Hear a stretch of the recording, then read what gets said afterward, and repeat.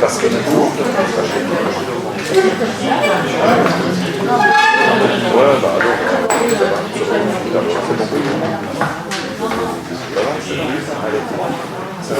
Bonsoir à tous. On va donc commencer cette nouvelle séance de conseil communal. Avant tout, il faudra excuser Madame Jacquemart, Monsieur Bourbomen, Monsieur Auters et Monsieur Ezelmans. Et alors, je vais vous donner la parole à Monsieur Legas pour un point d'information.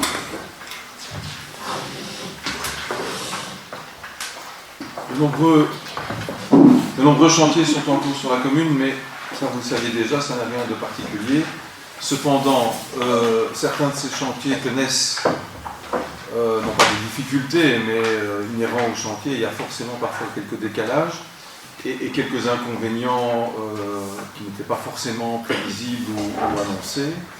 Donc on a notamment sur le chantier de Wisbecq, ce jeudi et vendredi, 2 zones d'évitement dans la rue d'Auverchy qui seront conservées, qui seront utiles lorsqu'on bloquera l'accès à la Grand Place. Il y a déjà eu de fait l'usage de la rue pavée en termes de déviation, et ça vous l'avez constaté quasiment depuis le début. L'entrée et la sortie de la place est accessible via la route de Quenast, et les habitants de la rue d'Auverchy sauront sortir via donc la rue d'Arambert. Le cas échéant aussi via la rue Bruyère. Enfin, je dis ça parce que c'est un chantier qui par définition est non pas mobile, mais change quasi toutes les 2-3 jours. Et alors on a eu aussi un chantier mobile d'une importance conséquente connexe, c'est celui de la route de Quenast qui a repris après une interruption partielle nécessaire par rapport, on parle de l'éboutage et de la station de relevage. Et donc sur la route de Quenast, vous avez vu réapparaître un feu, voire 2 par moment, c'est intermittent. Et malheureusement, nous n'avons pas pu faire autrement. Alors on a essayé de se coordonner au mieux avec le SPOE, mais le SPOE a un chantier dont la première phase se termine maintenant sur le carrefour de la M7, avec la route de Quenast. Donc le carrefour lumineux a été éteint, enfin, mis au noir, si je puis dire, et c'est les feux du chantier qui ont été mis clignotants sur les 4 voies pénétrantes dans le carrefour. Une a été neutralisée, celle qui sort de la place Léopold Mutings. C'est un choix qu'on a opéré avec le SPW, avec l'entrepreneur, et une déviation qui a été installée dans la rue Charles Bormans, la Cité, et puis la rue Anne-Croix. Ça devrait être fini ce jour. Et donc maintenant qu'ils ont fini de décaisser et que les mini-pelles ne sont plus sur la voirie, vu la surlargeur des empattements, on peut relibérer le carrefour et le SPW le réactivera dès demain. Il y a eu un peu d'émoi ce matin, parce qu'un accident s'est produit vers... Bon, j'étais sur place à 8h15, mais il s'est produit quelques dizaines de minutes avant, même pas. Alors, ce n'est pas nécessairement inhérent au chantier, mais le feu clignotant, même si globalement il a fait ses preuves et les gens sont relativement courtois et prudents, ben, le feu clignotant n'est pas comparable à un feu ordinaire, et donc les banques ne sont pas à l'arrêt, ce sont des gens donc, qui se sont télescopés. L'une venait de Saintes et l'autre de la route de Quenast. Voilà, il n'y a pas de blessés, il y a uniquement des dégâts matériels, et les 2 véhicules ont rapidement été mis sur le côté. L'un d'entre eux a été d'ailleurs emmené sur une dépanneuse. Voilà pour ces chantiers qui sont quand même des chantiers importants sur des axes contigus et connexes, et qui ont pu générer tout au début, notamment du chantier de la M7, des remontées de fils très très importantes, notamment aux heures d'after en venant d'Anguien, du moins le matin, où on avait des remontées de fils de 370, 380 mètres, 400 mètres quasiment, presque jusque devant l'entreprise, les établissements de Mol. C'est vous dire, hein, depuis le carrefour jusque-là, c'était vraiment impactant, il a fallu trouver des solutions. La solution qui a été retenue, c'est de ne permettre au chantier de commencer qu'après les heures d'after, c'est-à-dire à 9h, et se terminer à 15 heures, ce qui n'a pas nécessairement fait gagner du temps et ce qui n'a pas nécessairement été facile en termes de planification. Pourquoi est-ce qu'on a opéré cela? Uniquement parce que les remontées de fil étaient tellement importantes que notamment la remontée de fil sur la route de Quenast remontait jusqu'au chantier mobile qui était nôtre sur la route de Quenast. Et donc on avait 2 chantiers mobiles avec 2 feux avec des remontées de fil qui se touchaient ou presque. Mais bon, ça n'a pas duré une demi-journée puisqu'on a pris des dispositions pour résoudre le problème et ça s'est passé globalement de manière satisfaisante. Merci. Merci. Monsieur Ayer. Juste attirer votre attention sur le chantier, particulièrement en route de Quenast, sur la dangerosité pour la mobilité, pour les cyclistes. Il y a déjà la piste cyclable habituelle est déjà congrue, mais effectivement c'est encore plus compliqué pour les cyclistes tout le long là. Je ne sais pas ce qu'il y a lieu de faire, je n'ai pas d'idée, mais j'attire votre attention. Merci. Nous pouvons passer au premier point de l'ordre du jour, approbation du procès-verbal de la séance antérieure. Est-ce qu'il y a des questions ou des demandes d'intervention? On peut passer au vote. Monsieur Degas. Oui. Madame Venturelli. Oui. Monsieur Demol. Oui. Monsieur Honoré. Oui. Madame Fulco. Oui. Madame Menchini. Oui. Monsieur Denimal. Oui. Monsieur Zeguet. Oui. Madame Bonbois. Oui. Madame Tibbs. Oui. Madame Van Kerkhoven. Oui. Madame Van Odenard. Oui. Madame Demaret. Oui. Monsieur Balcony. Abstention. Monsieur Mayer. Oui. Madame Béliard. Oui. Madame Fulco. Oui. Le point 2, Centre régional d'intégration du Brabant Wallon. Désignation d'un remplaçant de Madame Colette Bonbois au conseil d'administration. Il y a des questions. C'est donc Madame Venturelli. Donc c'est Jean-Luc Dieu, candidat au CA, et Patricia à l'Assemblée générale.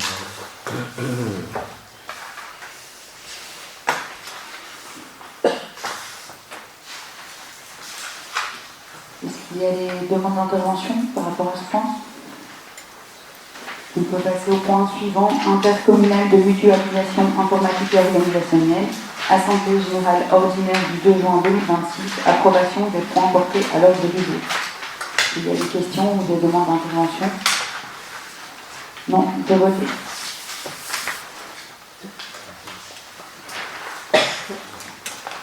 Monsieur Degas. Oui. Madame Venturelli. Oui. Monsieur Demol. Oui. Monsieur Honoré. Oui. Madame Fulco. Oui. Madame Menchini. Oui. Monsieur Denimal. Monsieur Zeguet. Oui. Madame Bonbois. Oui. Madame Tibbs. Oui. Madame Van Kerkhoven. Oui. Madame Van Odenard. Oui. Madame Demaret. Oui. Monsieur Balcony. Oui. Monsieur Mayer. Oui. Madame Béliard. Oui. Madame Fulco. Oui. Le point suivant, Centre public d'action sociale, tutelle d'approbation, première modification budgétaire de l'exercice 2026. Je vais donner la parole à M. Marquetti. Oui, voilà, mais c'est un peu technique. Nous avons décidé de créer un nouvel article qui concerne un article budgétaire qui concerne le paiement, la problématique des revenus d'intégration aux personnes exclues du chômage. C'est pour avoir une meilleure connaissance et une meilleure clarté et suivre au mieux ce problème. Donc, si vous voulez, ces revenus d'intégration sont pour l'instant remboursés à 100% par l'État fédéral. Donc, il y a un nouvel article de dépenses et un nouvel article de recettes. En gros, on a retiré 1 million d'euros de l'article budgétaire initial. 1 million en dépenses et 1 million en recettes. Voilà. Merci. Est-ce qu'il y a des questions ou des demandes d'intervention? Nous pouvons passer au vote. Monsieur Degas. Oui. Madame Venturelli. Oui. Monsieur Demol. Oui. Monsieur Honoré. Oui. Madame Fulco. Oui. Madame Menchini. Oui. Monsieur Denimal. Oui. Monsieur Zeguet. Oui. Madame Bonbois. Oui. Madame Tibbs. Oui. Madame Van Kerkhoven. Oui. Madame Van Odenard. Oui. Madame Demaret. Oui. Monsieur Balcony. Oui. Monsieur Mayer. Oui. Madame Béliard. Oui. Madame Fulco. Oui. Le point suivant, comptes communaux pour l'exercice 2025, approbation. Il y a des questions? Non, on peut passer au vote. préciser que la commission a Non, je t'en prie. Donc la commission s'est réunie avant le conseil communal et a émis un avis favorable sur ce point. On peut passer au vote. Monsieur Legas. Oui. Madame Bonnecarelli. Oui. Monsieur Desmarais. Oui. Monsieur Emerel. Oui. Madame Picot. Madame Mancini. Oui. Monsieur Denimal. Monsieur Zeguer. Oui. Madame Bonbois. Oui. Oui. Madame Picot. Oui. Madame Bonnecarelli. Oui. Madame Desmarais. Oui. Monsieur Balconnet. Oui. Monsieur Maillot. Oui. Madame Béliard. Oui. Madame Foulco. Oui.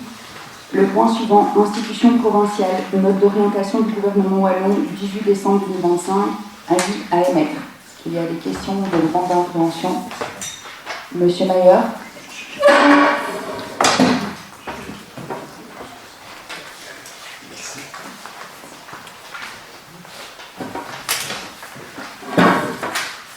Alors, le considérant concernant la zone de police fait part légitimement de l'impossibilité des communes de reprendre la part de financement assurée actuellement par la province, ça me paraît très clair.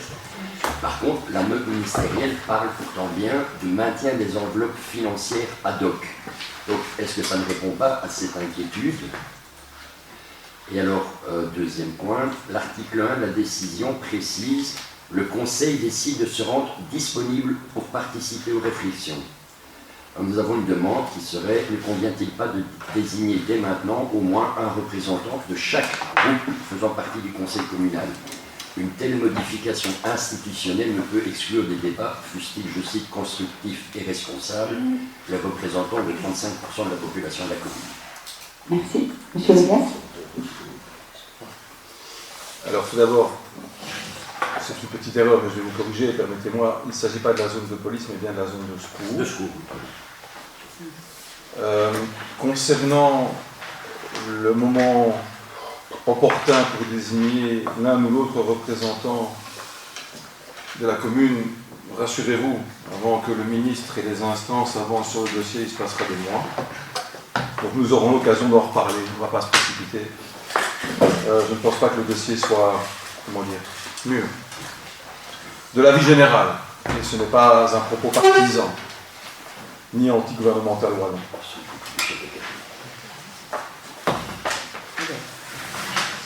Il y a d'autres questions ou demandes d'intervention? Monsieur Balconnet.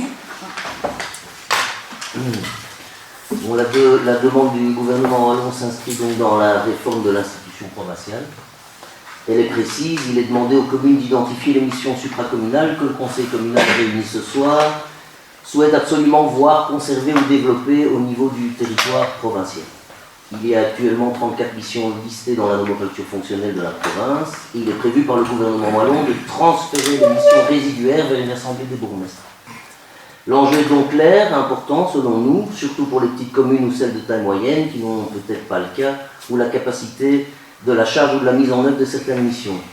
On s'attend donc ce soir, et la question était claire, à délibérer sur l'identification de missions prioritaires. Mais en fait, il n'en est rien dans le projet du collège. La délibération qui nous est proposée ne répond pas à la question qui nous paraît fondamentale posée par le gouvernement. Votre proposition se concentre essentiellement sur des balises concernant la disponibilité de Rebec pour discuter selon une méthode basée sur des critères objectifs et sur un calendrier raisonnable, certes, mais vous ne formulez pas d'avis concret sur les compétences elles-mêmes. Nous avons une nouvelle fois l'impression d'un acte manqué. Certes, le délai imposé par la région wallonne pour délibérer, c'est-à-dire au plus tard le 1er mai, est court, mais le courrier et les documents de travail qui nous ont été transmis datent quand même du mois de décembre 2025. Donc pourquoi ce travail n'a pas été entamé plus tôt? Pourquoi n'en avons pas été informés plus tôt? Nous ratons, selon nous, une nouvelle occasion d'un débat démocratique au sein de cette Assemblée, alors qu'il eût été tout à fait possible de discuter aujourd'hui de la priorisation de missions essentielles. Ce n'est pas le cas. Alors, en outre, plusieurs éléments posent question dans la rédaction. D'abord, le considérant selon lequel il n'y a pas de choix de priorité à faire. Parmi les missions provinciales nous paraît problématique. Il revient de fait à éviter l'exercice demandé qui consiste précisément à hiérarchiser et à identifier ce qui est essentiel à l'échelle supracommunale, au risque que la réforme s'impose dès lors plus encore à nous. Je rappelle qu'on n'y coupera pas s'agissant d'une décision gouvernementale. Ensuite, la délibération reprend comme acquis certains effets de la réforme, notamment en matière de fiscalité. ou de charges pour les communes, alors que dans les documents annexes, il s'agit plutôt de risques ou d'hypothèses qui nécessitent encore d'être démontrés. Cette manière de présenter les choses affaiblit la portée de l'avis. Par ailleurs, le fait de faire sienne les analyses de la note provinciale pose question. Cette note est un document argumentaire utile mais orienté. Le conseil communal devrait plutôt en tirer les éléments pertinents et formuler un avis propre adapté à sa réalité locale. Enfin, la délibération reste très générale dans son dispositif. Elle exprime une disponibilité à participer à la réforme et demande des garanties, mais toujours sans préciser de manière opérationnelle quelles conséquences doivent impérativement rester organisées à un niveau supracommunal. Vous soulevez pourtant les points importants liés aux incertitudes juridiques sur la gouvernance future et la répartition des compétences, le risque de transfert de charges vers les communes sans financement, l'absence de démonstration à ce stade de la neutralité fiscale et budgétaire est un point avantageux de vigilance légitime, et les enjeux concrets liés aux zones de secours, au personnel ou aux charges résiduelles doivent absolument être clarifiés. Nous avons dès lors le sentiment aujourd'hui d'être mis devant le fait accompli comme assis entre deux chaises. Une posture très inconfortable face à l'enjeu et un sentiment partagé entre travail à moitié fait par le collège et une attitude passive à l'égard de la question centrale de nous positionner sur la priorisation des missions à ne surtout pas extraire des compétences provinciales. Cette absence de décision nous positionne dès lors comme potentielle commune à devoir subir les conséquences des risques juridiques et financiers pourtant dressés par le collège lui-même. C'est les prix qu'il croyait prendre. C'est une question. Merci. Monsieur Legas. Vous m'excuserez, mais c'est davantage une affirmation qu'une question. Ceci dit, j'ai bien perçu deux, trois questions malgré tout. Alors oui, c'est un choix politique qui doit répondre comme nous répondons. Et non, nous n'avons pas fait un travail de fine-tuning, d'affinage, de classement, tantôt à la communauté française, tantôt à la région, tantôt à la commune, ou tantôt dans le réceptacle, des différentes compétences, attributions, enfin on ne peut même pas dire compétences, attributions, parce que la province, à ce stade constitutionnellement, n'a pas réellement de compétences, sauf ce que le juge a sa compétence. Donc nous, on n'a pas fait ce travail. Et c'est vraiment un choix. Ceci dit, si vous suivez l'actualité dans les communes autres, qu'elles soient brabançonnes ou pas d'ailleurs, vous constaterez que bon nombre de communes opèrent de la même manière et considèrent que le gouvernement wallon aurait dû s'y prendre autrement, plutôt que de partir du postulat qu'il fallait choisir et que c'était aux provinces elles-mêmes qui se faisaient harakiri de choisir ce qu'elles conservaient ou pas et ce qu'elles estimaient devoir conserver, tout autant que les communes d'ailleurs. Vous avez reçu une note effectivement émanant de la province, une note juridique, mais pas que. Il y a aussi une note économique, si vous l'avez parcourue. L'une fait 41 pages, l'autre est un peu plus courte. Et elle évoque, cette note, toutes les difficultés techniques, économiques et juridiques liées au projet du gouvernement wallon qui est entrepris, sans porter nécessairement de jugement et sans a priori. Et donc nous suivons le trend et la méthode que la province a initiée, la province du Brabant wallon, dans laquelle nous sommes. Chaque commune n'étant pas dans une province différente, mais dans la même. Je parle des 27 communes du Brabant wallon. Les bourgmestres ont été réunis, ou leurs représentants, ainsi que les conseillers provinciaux, ainsi d'ailleurs que les opérateurs économiques, enfin les opérateurs supracommunaux, intercommunaux et autres pluricommunaux, par le collège provincial en présence du gouverneur, et nous avons eu un débat qui fait suite, ou qui a précédé pour partie, parce que la note a été retravaillée suite au débat qui a eu lieu, et c'est le choix qui a été opéré très majoritairement, toutes communes confondues, certaines évidemment ayant des points de vue parfois un peu plus radicaux que d'autres, quant à l'opportunité de la réforme et de la méthode, et de l'éventuel choix de compétences à reprendre ou à ne pas reprendre, avec ou pas la capacité fiscale, sachant que ce qui est proposé à ce stade, et c'est à mon avis très imparfait, en tout cas pas finalisé, que s'il ne devait plus y avoir demain de province, ce qui n'est pas possible constitutionnellement parce qu'il faut aller au fédéral et c'est l'État fédéral qui en décidera, hein, mais les Flamands par exemple ont retiré finalement pratiquement toutes les compétences des provinces et ça c'est devenu une quasi-coquille vide, parce que ça ils pouvaient faire. Le gouvernement régional flamand pouvait le faire, mais la province est restée en tant que telle. Je voulais dire donc que dans le cas qui nous occupe, nous sommes arrivés à cette solution proposée par la province elle-même, tout parti confondu, à sa quasi-unanimité, je pense, mais je n'ai pas été vérifié dans la délibération de la province, de retourner vers le ministre en dressant effectivement un catalogue de difficultés techniques, juridiques et des balises par rapport à la réforme qui est envisagée. Et ensuite, le cas échéant, le moment venu, si la question se repose, ils reviendront vers les provinces et peut-être même vers les communes. Mais à ce stade, le Parlement wallon, qui avait l'ambition de finaliser ce travail, en tout cas de voter des textes déjà ici avant la fin de la session parlementaire, aura beaucoup de mal, croyez-moi, à y arriver.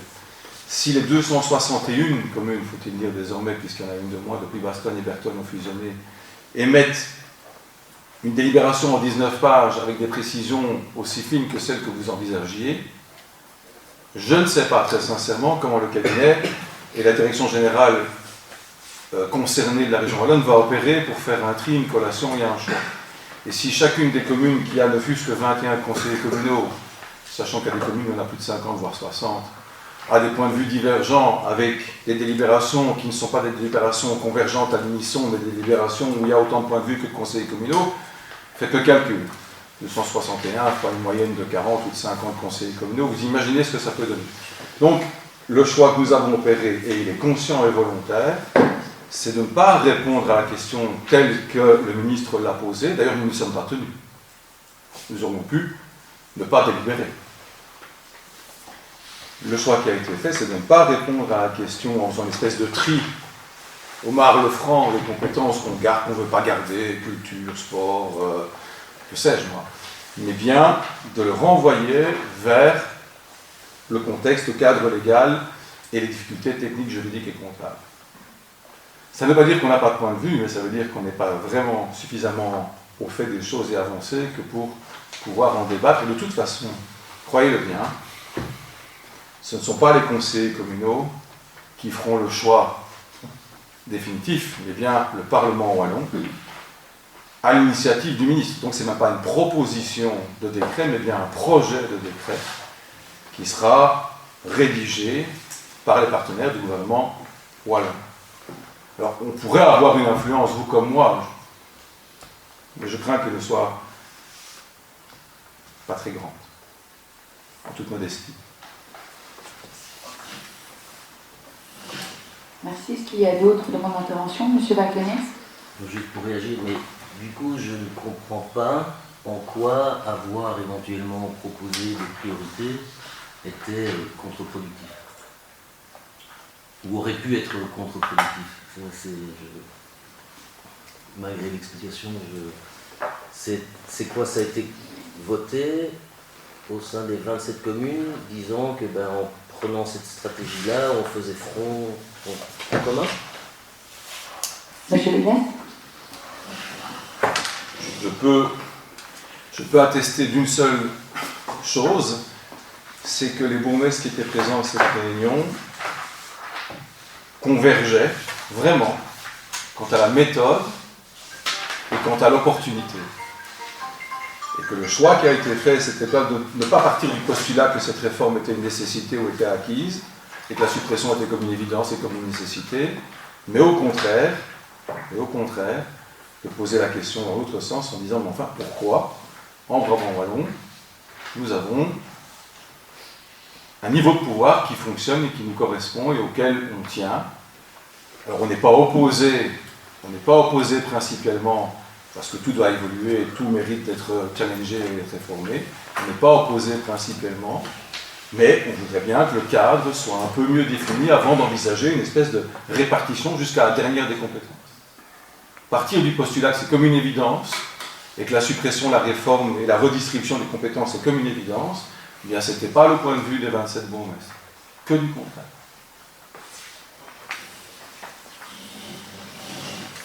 Merci. D'autres demandes d'intervention? On peut passer au vote. Monsieur Legas. Oui. Madame Pelori. Oui. Monsieur Demol. Oui. Monsieur Emmerich. Oui. Madame Fulco. Oui. Madame Mancini. Oui. Monsieur Demimal. Oui. Monsieur Zeguet. Oui. Madame Bonbois. Oui. Madame Thiel. Oui. Madame Van Kerkhoven. Non. Madame Van Odeling. Non. Madame Demaret. Non. Monsieur Valquenet. Non. Monsieur Maillot. Oui. Madame Béliard. Oui. Madame Foucault. Oui. Le point suivant, école communale, règlement d'ordre d'intérieur, adoption de l'annexe relative aux sanctions. Madame Maturelli. Donc notre règlement d'ordre intérieur prévoyait qu'il y avait des sanctions, mais elles n'étaient pas détaillées, donc on propose d'adjoindre une annexe qui détaille les différents types de sanctions. Donc il y a 3 niveaux de sanctions qui sont prévus, donc il n'y a pas nécessairement une gradation, il ne faut pas nécessairement avoir d'abord une sanction de niveau 1 pour avoir une sanction de niveau 2, donc c'est fonction de la nature des faits, mais si par exemple la sanction de niveau 1 on demandait à un enfant de faire un travail n'a pas été réalisé, on pourrait attribuer la sanction de niveau 2 par exemple. Donc c'est simplement pour clarifier que pour que les sanctions soient précisées dans le règlement d'ordre intérieur. Donc on propose de le faire par voie d'annexe. Merci. Il y a des questions. Vous avez demandé d'intervention, Madame Béliard. Dans la liste des sanctions, il est question d'un travail effectué. Nous aimerions que ce travail soit pédagogique, éducatif et en relation avec la nature du fait reproché. Pour prendre un exemple caricatural, recopier des tables de multiplication au cours des propos racistes ne provoquera aucune prise de conscience ni évitera la récidive. Merci. Madame Je peux vous Bacheleli. assurer que c'est bien ce qui est fait, que là on essaie toujours de faire des sanctions qui sont en lien avec la nature du fait qui a été commis ou qui est reproché. Merci. D'autres demandes d'intervention? De voter. Monsieur Vegas. Oui. Madame Bacheleli. Oui. Monsieur Desmolles. Oui. Monsieur Murray. Oui. Madame Fulco. Oui. Madame Mancini. Oui. Monsieur Denimal. Oui. Monsieur Zeguet. Oui. Madame Bonbois. Oui. Madame Pille. Oui. Madame Van Tekhoven. Oui. Madame Vanaudenage. Oui. Madame Demaret. Oui. Monsieur Valquenet. Oui. Monsieur Maillot. Oui. Madame Béliard. Oui. Madame Foucault. Oui. Le point suivant, marché de fourniture, acquisition d'un camion grue porte-conteneur 26 tonnes, approbation des conditions et du mode de passation. Est-ce qu'il y a des questions ou des demandes d'intervention? Madame Vanaudenage.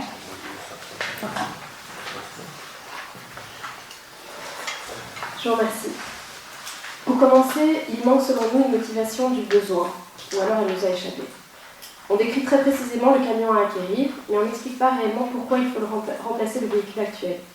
Quel est son état, quels sont les coûts d'entretien, quelles sont les limites opérationnelles. Cet élément est pourtant important pour justifier la dépense. Ensuite, il y a la question de la reprise de l'ancien camion. Aucun prix minimum n'est fixé, ce qui laisse une marge importante aux soumissionnaires. Cela peut entraîner des effets de compensation dans les offres, avec un prix d'achat artificiellement bas, mais une reprise sous-évaluée. Une forme de spéculation n'est donc pas exclue. Enfin, le choix du prix comme seul critère d'attribution est discutable pour un équipement de ce type. On parle ici d'un véhicule technique, utilisé intensivement, pour lequel la durabilité, la qualité du service après-vente et les conditions de maintenance sont déterminantes et auraient pu être challengées entre les concurrents. Ce point est important parce qu'il revient régulièrement dans nos débats. La durabilité est aujourd'hui un élément essentiel des marchés publics. Pas plus tard qu'aujourd'hui, j'ai encore suivi une formation au niveau fédéral avec des réels outils qui sont mis en place, des guidelines, des clauses types qui sont mis à disposition des corps adjudicateurs. J'imagine que l'Union des filets communes de Wallonie dispose aussi de plusieurs outils qui permettraient de soutenir les pouvoirs locaux wallons dans cette évolution. Je ne peux donc qu'encourager les services et la majorité à intégrer cette réflexion dans tous les cahiers de charges à venir, ne fût-ce que s'interroger sur les possibilités qui existent, même si ça ne peut pas toujours aboutir, et aussi mentionner dans les délibérations lorsque ces analyses sont faites avant la rédaction du cahier de charges. Je vous remercie. Merci. Monsieur Demont.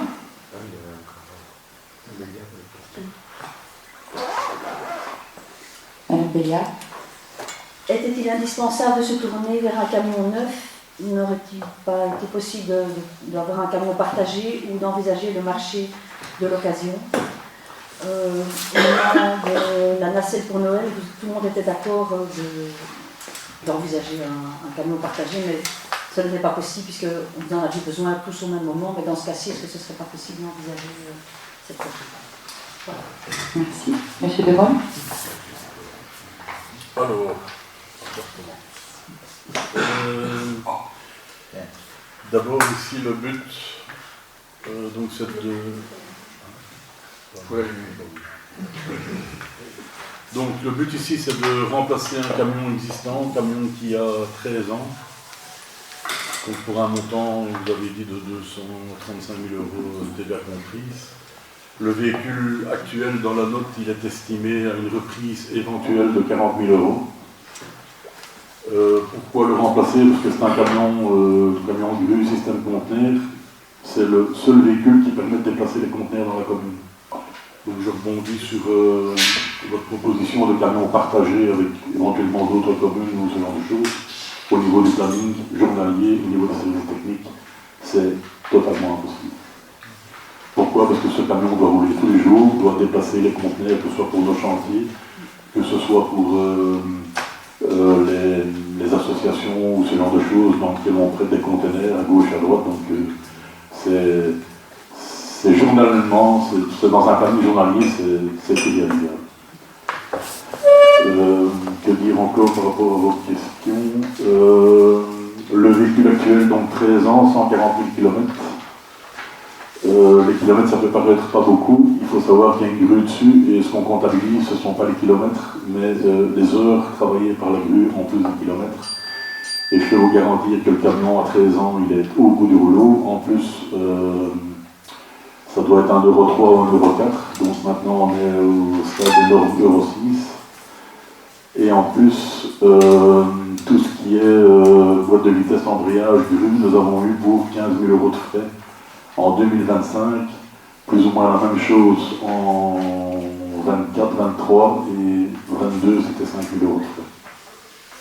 Donc il arrive réellement en fin de vie et il faut le remplacer. Il faut savoir que maintenant ici, on décide de remplacer le camion. Si tout va bien, il est livré dans un an et demi. Donc la décision qu'on prend maintenant, le véhicule ne sera pas sur le parking dans 15 jours. Vu les délais de livraison de ce genre de choses, c'est en plus du matériel spécifique, donc toutes les marques peuvent répondre, donc il y aura un appel d'offres où que ce soit n'importe quelle marque ou fabricant peut répondre. Nous on a une fiche technique, pourquoi? Parce qu'on sait ce qu'on veut comme grue, comme conteneur, pour déplacer nos conteneurs à nous. Donc la fiche technique elle est précise, mais n'importe quel concessionnaire peut répondre, et dans toutes les gammes et dans toutes les marques, il y a ce type de véhicule. Voilà, je ne sais pas si j'ai encore autre chose. Merci. Madame Le Denay. Je n'ai pas entendu la réponse peut-être sur les critères durables ou les critères de qualité qu'il pourrait y avoir en plus du critère prix, parce que je vois que systématiquement c'est 100% sur le prix que les offres sont évaluées. Parce que ce genre de véhicule, au niveau des critères de qualité qu'on sort, toutes les marques, je veux dire, s'alignent sur ces critères, donc à un moment ou à un autre, on en arrive au final, c'est que tous les critères de toutes les différentes marques sont les mêmes, et on en arrive au final au prix, qui est en soi le plus important. Les normes, je viens de vous parler de normes d'Euro 6 par exemple, tous les véhicules qu'on achète maintenant sont d'office en norme Euro 6. Donc c'est dans le descriptif du véhicule. Une grue 14 tonnes mètres, c'est une grue 14 tonnes mètres avec les labels CE et tout ce qui s'ensuit. Donc tout ça est d'office dans le cahier de charge au départ. Tout ce qui est sécurité, tout ce qui est environnemental, que ce soit la consommation du véhicule et tout ça est dans la fiche technique qui est renseignée. Et toutes les marques s'alignent sur ce document. Mais la durabilité, c'est pas tout à fait la même chose que les spécifications techniques. La durabilité du véhicule, ça dépend ce que vous en faites. Sa maintenance, son entretien, sa durée de vie. Et ça dépend ce que vous en faites. Si vous roulez en ville pendant 10 ans avec, c'est pas la même chose que si vous roulez sur l'autoroute pendant 20 ans ou pendant 10 ans. Donc ça dépend de l'usage et du travail qu'on a fait. Ici, croyez-moi, le véhicule ne fait peut-être pas beaucoup de kilomètres, mais il souffre. Embrayage, tous les jours, vitesse, tout ce qui sont sur tous les petits chemins, c'est un camion ici qui souffre. Déposer les conteneurs, les recharger, tout ça souffre. C'est un véhicule qui fait l'international et qui fait 1 million de kilomètres. Après 13 ans, il est sûrement moins usé que celui qu'on a ici. Donc, la durabilité, c'est ce que vous en faites, et une moyenne d'âge de ce véhicule ici, 13 ans, avec une reprise de 40 000 €, pour éviter les frais qui vont arriver, c'est le moment de le changer. Voilà, merci. Merci. D'autres demandes d'intervention? Madame Demarais. Oui, Monsieur Demol, moi je pense que ce que Madame Van Oudenay voulait dire, c'était est-ce que vous tenez compte dans votre demande d'offre des offres de maintenance après? Est-ce que c'est inclus dans le prix? C'est pas inclus. Donc, C'était ça la question. C'est pas inclus dans l'usage qu'on en fait. On n'inclut pas de contrat d'entretien ou ce genre de choses. Pourquoi? Parce qu'on a aussi un mécanicien en interne qui donc fait tout ce qui est les maintenances journalières. Une fois qu'on est hors garantie, on le fait en interne au service technique. Et on ne va en garage que pour les réparations ou les premières années s'il est sous garantie. Voilà. Merci. D'autres demandes d'intervention? On peut voter. Monsieur Degas. Oui. Madame Venturelli. Oui. Monsieur Demol. Oui. Monsieur Murray. Oui. Madame Foucault. Oui. Madame Mancini. Oui. Monsieur Conimal. Oui. Monsieur Zeguet. Oui. Madame Beaubois. Oui. Madame Pils. Oui. Madame Van Kerkhoven. Oui. Madame Van Oudenaarde. Oui. Madame Demaret. Oui. Monsieur Valkeny. Oui. Monsieur Mayer. Oui. Madame Béliard. Oui. Madame Foucault. Oui. Le point suivant, marché de travaux, fourniture et installation d'une climatisation au centre administratif, approbation des conditions et du mode de passation. Madame Van Oudenaarde. Je vous remercie. Donc nous voudrions commencer en disant que le besoin est réel, il ne faut pas le minimiser. Les services qui travaillent dans les étages nous l'ont clairement exprimé. En période estivale, les conditions deviennent très difficiles avec des températures excessives. Il est donc légitime d'agir pour améliorer les conditions de travail. Mais justement, parce que cet investissement est nécessaire, il faut s'assurer que le marché est construit de manière optimale. Et c'est là que nous avons plusieurs réserves. D'abord, le choix du prix comme seul critère d'attribution, à nouveau, pose problème. Concrètement, ça signifie que l'offre la moins chère sera retenue, même si elle propose un matériel moins performant, plus énergivore, moins durable ou éventuellement plus bruyant. Dans un marché de ce type, on devrait pouvoir comparer les solutions sur des éléments comme la consommation réelle, la qualité des équipements ou encore leur longévité et pas uniquement sur le prix. Ensuite, la maintenance est traitée de manière marginale. On demande un prix pour l'entretien, mais celui-ci n'est pas pris en compte dans l'analyse des offres. Concrètement, ça veut dire qu'un soumissionnaire peut proposer un prix d'installation très bas, mais se rattraper ensuite sur des coûts d'entretien plus élevés, sans que ça n'influence le choix. On raisonne donc uniquement à court terme, sans vision de coût global et sans tenir compte des coûts cachés à plus long terme. Donc je reviens à nouveau avec cette question d'avoir des critères d'attribution liés à la durabilité. Et je ne peux que vous inviter à analyser ces questions pour les prochains cahiers de charges, encore et encore.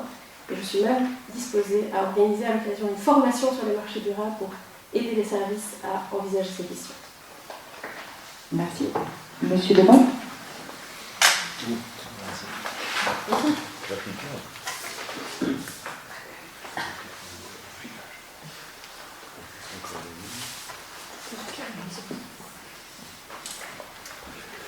Non, pour les marchés ici, pour les questions durables, éventuellement, je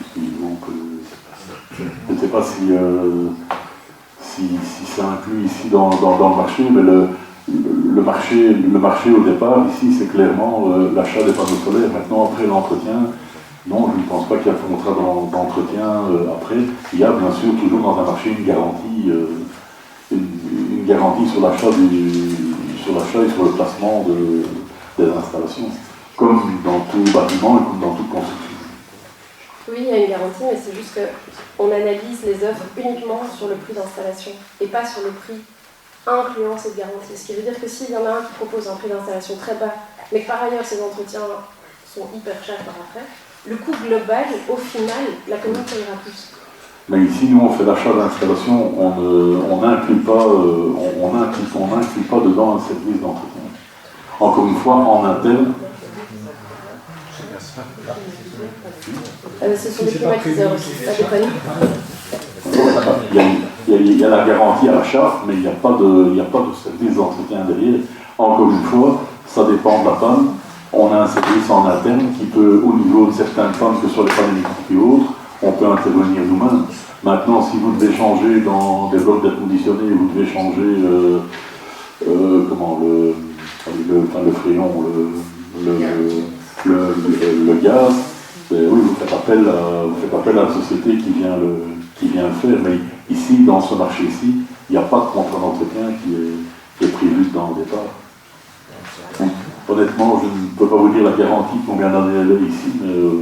Si je puis me permettre, l'entretien annuel est prévu dans le marché. Point 3.3.3, appliqué. Oui, l'entretien annuel, mais pas tout ce qui est réparation, pas tout ce qui est... Non, pas la maintenance, l'entretien annuel, mais c'est de ça que je parlais. Donc la maintenance... Voilà, donc si vous avez un prix bas et que vous avez une maintenance annuelle ou quelqu'un qui vient l'entretenir une fois par an, on revient au prix le plus bas. Ce que cette personne ne fait pas, ce sont des réparations, sauf si elles sont sous garantie.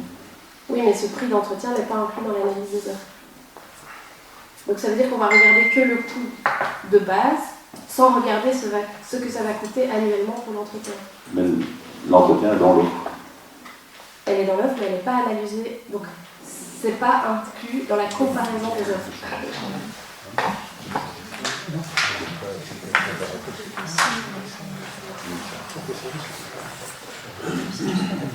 Monsieur Vegas. Alors, de ce que je relis avec vous, puisque vous m'indiquez, et je vous remercie, le point précisément, effectivement, le soumissionnaire est invité à proposer un montant pour l'entretien annuel du matériel pour les 4 prochaines années. Celui-ci ne sera pas pris en compte pour la comparaison des offres. On parle bien de ce paragraphe précis, j'entends bien. Il appartiendra au soumissionnaire de répercuter les frais de déplacement ainsi que tous les frais annexes, etc. dans sa proposition de prix. Lors des opérations de maintenance ou d'entretien, au moins un membre du personnel, bon ça c'est plus une question d'accompagnement lors du travail qui est effectué. Alors, est-ce que on doit lire, et je pose la question franchement, je me pose la question, est-ce qu'on doit lire que ce contrat, enfin que cela nous oblige? Je n'en suis pas convaincu. Nous pourrions, par exemple, le cas échéant, si le travail devait, enfin le coût devisé devait paraître exorbitant, nous pourrions, le cas échéant, changer de soumissionnaire. Mais ça reste à démontrer. Donc ce que je propose que nous fassions avec l'accord du directeur général, c'est qu'on s'en assure et qu'on reporte le point. Le point 3.3, je dis ici prestations attendues, fourniture du matériel, installation. Non, c'est 3.3, maintenant c'est entretien, c'est 3.3.3. 3.3.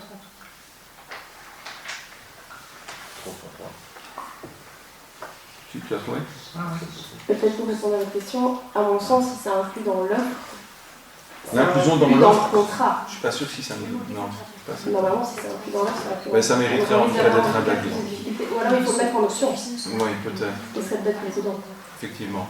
Mais ne peut-on pas, sauf si tu nous dis que les services... Oui, je propose qu'on le reporte. Je propose qu'on le reporte pour s'en assurer. Que ce soit la lecture que je suggère, que ce soit la solution additionnelle, optionnelle, ou que ce soit une inclusion dans le choix final, coût de l'entretien devisé compris. Mais on va faire analyser par... je propose qu'on reporte. Oui, parce que pour moi, c'est juste l'achat. Reportons, pour être sûr. Prenons nos précautions. Avant de décider par rapport au report, on a aussi M. Mayer qui a une oui. demande d'intervention. Justement, comme c'est comme on a des choses aussi à rajouter, que tout ça parte en même temps que le report. Alors, je vais me permettre de lire l'intervention de M. Isolman, parce que bien qu'il soit absent, il a quand même pas mal bossé sur le dossier. Donc, ça fait maintenant plusieurs années que la maison communale a été complètement rénovée et que les locaux sont occupés par le personnel administratif. Nous sommes donc étonnés de ce besoin neuf d'installer de la climatisation. L'installation de panneaux photovoltaïques et la bonne synchronisation de ces consommations ne doit pas être un argument pour pousser à une consommation inutile, sans quoi on tombe dans le piège trop connu de l'effet rebond, et au final, le bilan sera d'office négatif, car il y aura inévitablement une surconsommation d'énergie. Avant une telle installation, pourrez-vous nous confirmer que toutes les mesures alternatives pour diminuer les sources d'inconfort ont bien été étudiées? Parce qu'on ne met bien sûr pas en doute l'inconfort. Mettre des protections solaires extérieures, faire du free cooling du bâtiment, investiguer pour trouver l'origine éventuelle d'une surchauffe plus importante apparue récemment, augmenter la présence d'arbres à proximité du bâtiment, solution par ailleurs préconisée par la WAC et le SPW pour lutter contre les îlots de chaleur et que nous avions relayé déjà lors d'un précédent conseil. Si vraiment toutes ces pistes ont été étudiées et que l'installation d'une climatisation est la seule solution, nous souhaiterions ajouter une demande au cahier de charge, ou si vous souhaitez pas ralentir le développement du projet, pour ça on ne savait pas qu'il allait avoir report, un engagement de la majorité de faire installer dans les meilleurs délais, éventuellement par un électricien du service travaux, un compteur d'énergie qui reprend l'ensemble de la consommation liée à la climatisation, auxiliaire inclus, afin de pouvoir suivre dans le temps l'évolution des consommations d'énergie.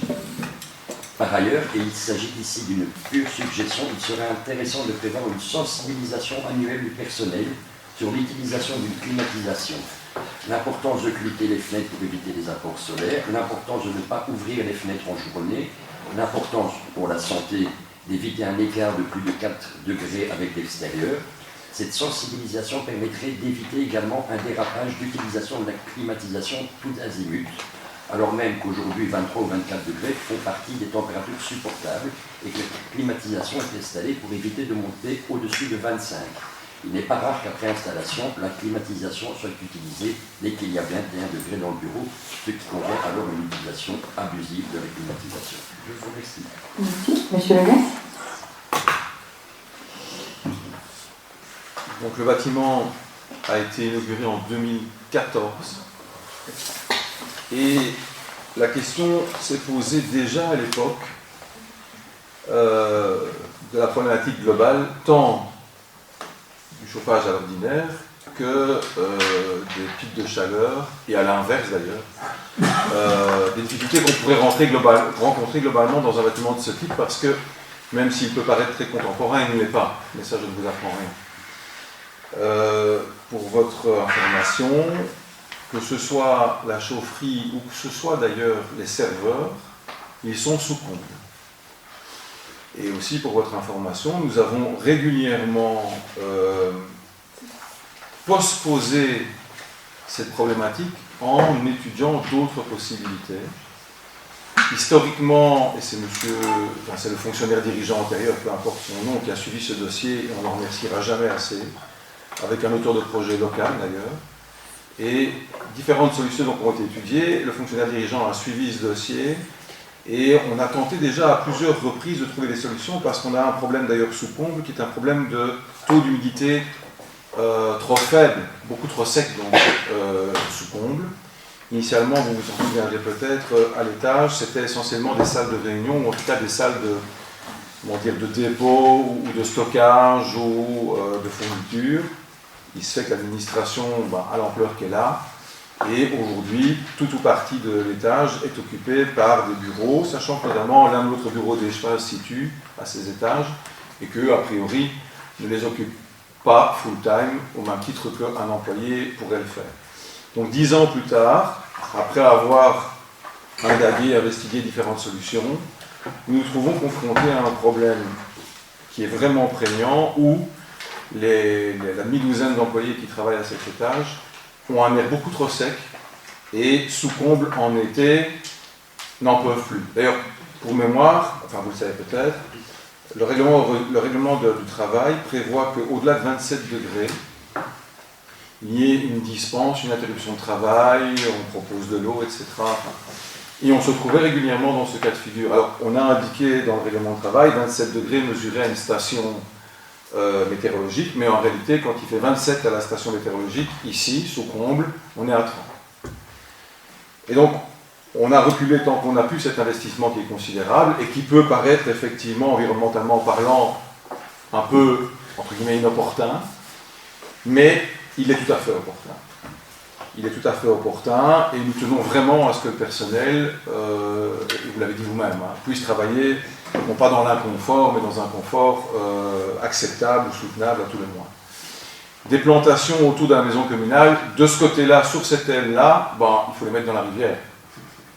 Et ils ne seront pas de taille à couvrir la toiture avant, à mon avis, quelques décennies, si pas davantage. Donc, nous avons définitivement cessé de postposer cette problématique et nous avons décidé, 12 ans plus tard, de faire ce qu'il était nécessaire de faire face à l'inconfort du personnel.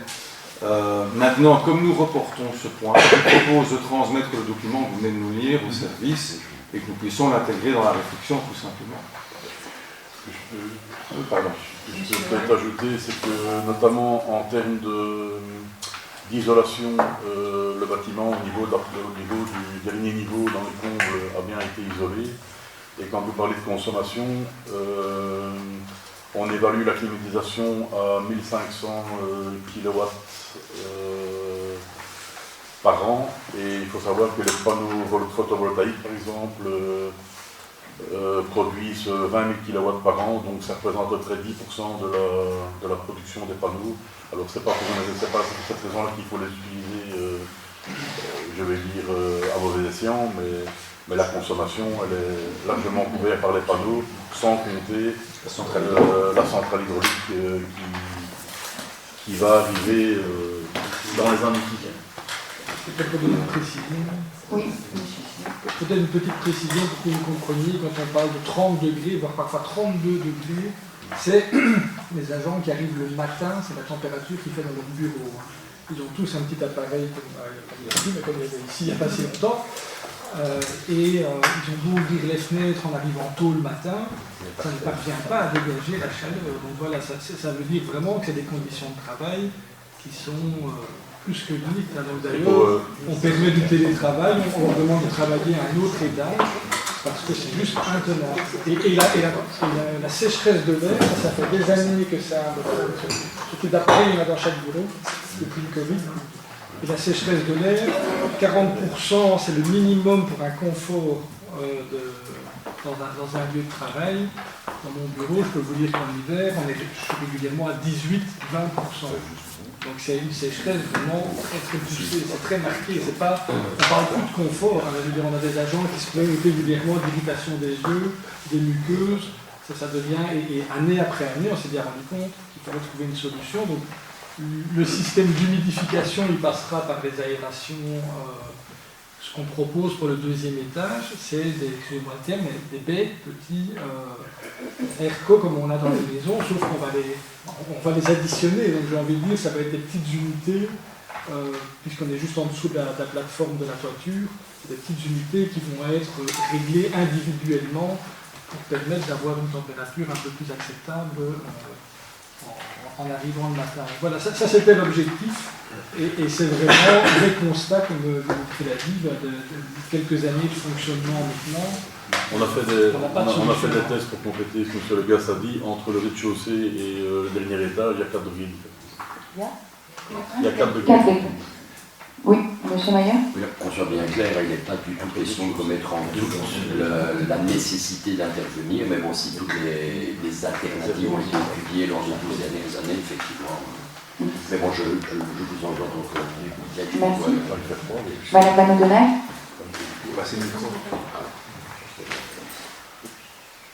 Oui, j'allais juste rajouter, donc, vu la nécessité pour les services, évidemment, personne n'a de boule de cristal et personne ne sait quand est-ce que les températures vont devenir insupportables ou s'il va y avoir canicule ou pas cette année. Je vois que le délai d'exécution est de 20 jours, ce qui est assez court. Donc même en reportant au prochain conseil, je pense qu'on sera dans un délai raisonnable. Mais peut-être pour éviter tout quoi, est-ce qu'on pourrait éventuellement recevoir le cahier de charge un peu plus tôt ou en discuter éventuellement en amont du conseil, puisqu'il y a forcément matière à discussion. Ça dépend. Dans ce cas-ci, puisqu'il est déjà existant peut-être, mais d'une manière générale, ça dépend vraiment cahier des charges par cahier des charges. C'est une demande que vous avez déjà formulée, mais parfois dans les services, c'est la course jusqu'à la dernière minute pour avoir un cahier des charges pour le collège ou pour le conseil. Ici, on peut l'anticiper. Je trouve que ce serait dommage de prendre le risque dans l'autre port, sachant qu'on va se rapprocher de plus en plus. Mais ce ne sera pas jurisprudence, c'est de la casuistique et c'est un cas singulier. Donc on reporte ce point. Et donc on peut passer au point suivant. Mobilité, modification au règlement de circulation routière, création d'un emplacement de stationnement pour personnes handicapées, vieux chemin de Mons, en face du numéro 6. Il y a des questions ou des demandes d'intervention. On peut voter.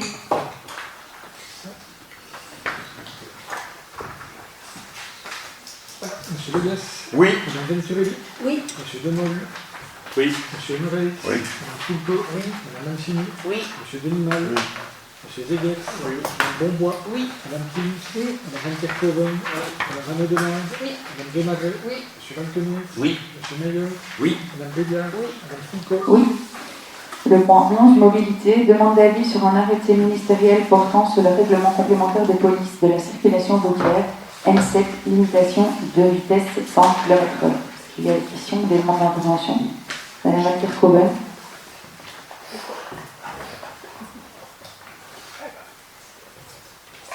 Dommage d'avoir attendu pour adapter cette configuration extrêmement dangereuse en termes de sécurité routière.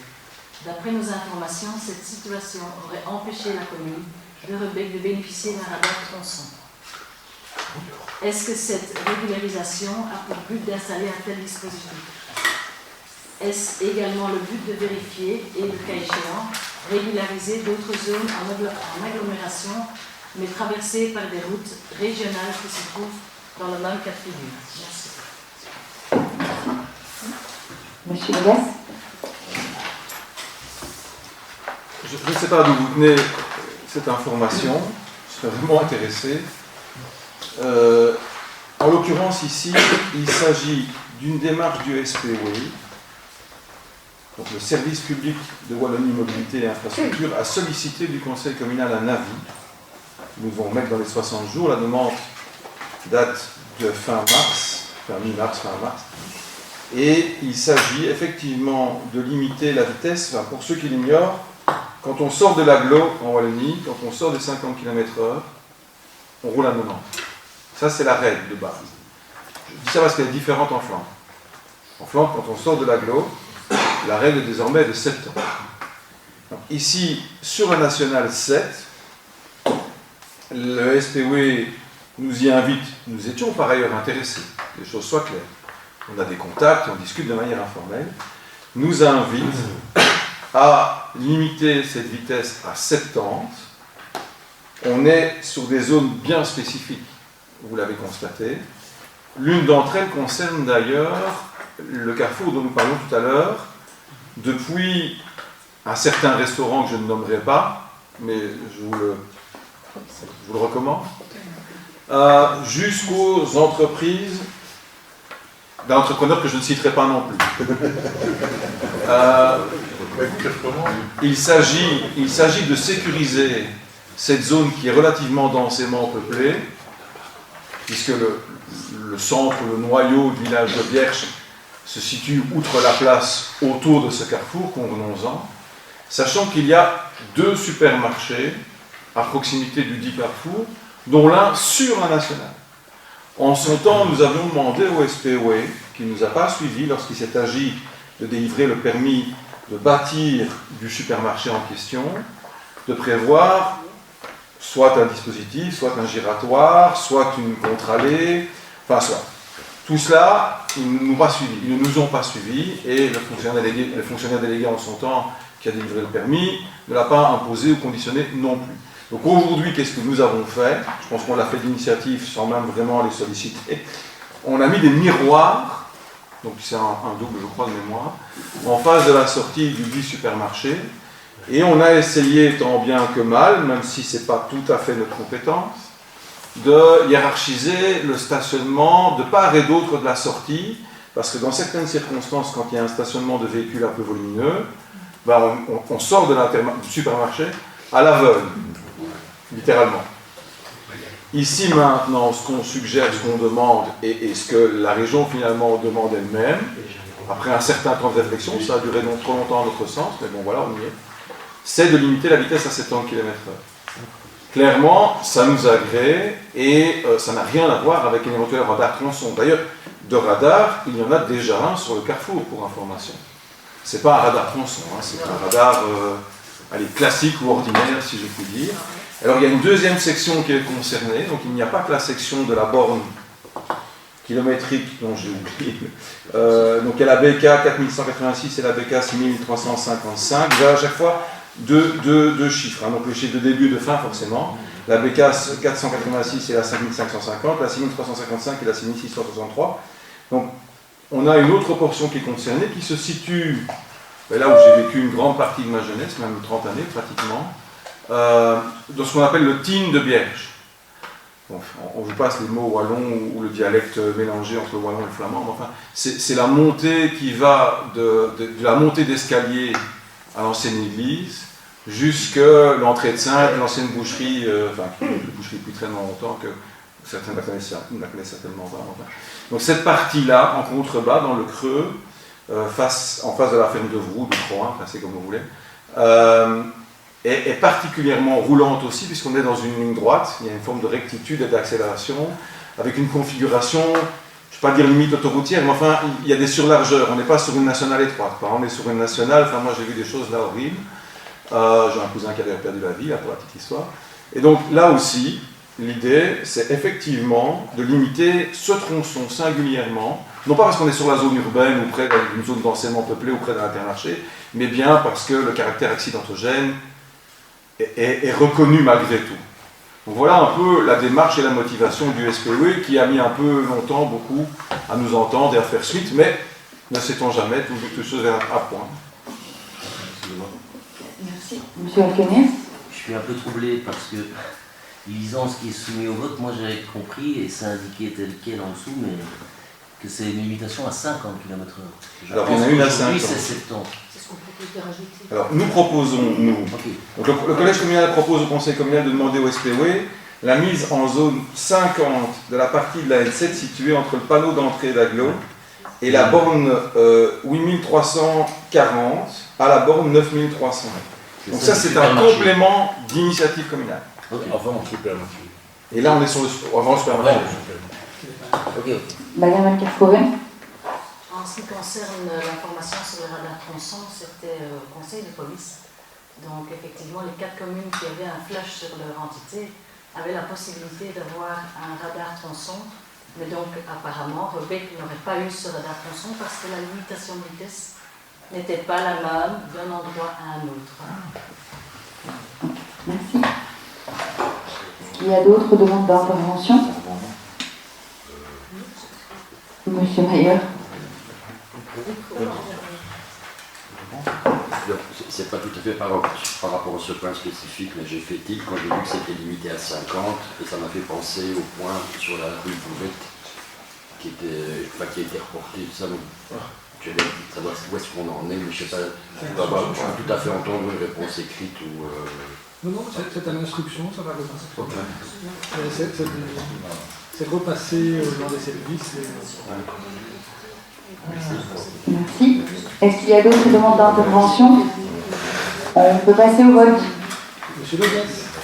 Oui. Madame Beltubelli. Oui. Monsieur Demol. Oui. Monsieur Murray. Oui. Madame Fulco. Oui. Madame Mancini. Oui. Monsieur Demimal. Oui. Monsieur Zéguer. Oui.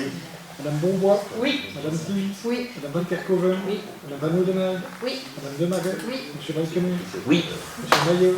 Oui. Madame Béliard. Oui. Madame Fulco. Oui.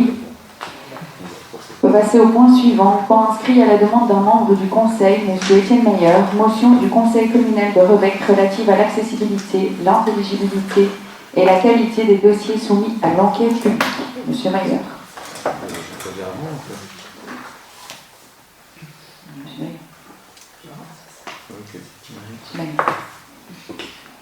Donc juste préciser, tant pour cette motion que pour la suivante, que à nos yeux, ce n'est pas des motions politiques dans le plus mauvais sens du terme, dans le sens que ça transcende les différentes majorités et le temps. Donc concernant celle-ci, c'est par rapport aux enquêtes publiques. Donc ça fait quelques années qu'à Rebec, nous avons plusieurs enquêtes publiques, je dirais d'importance.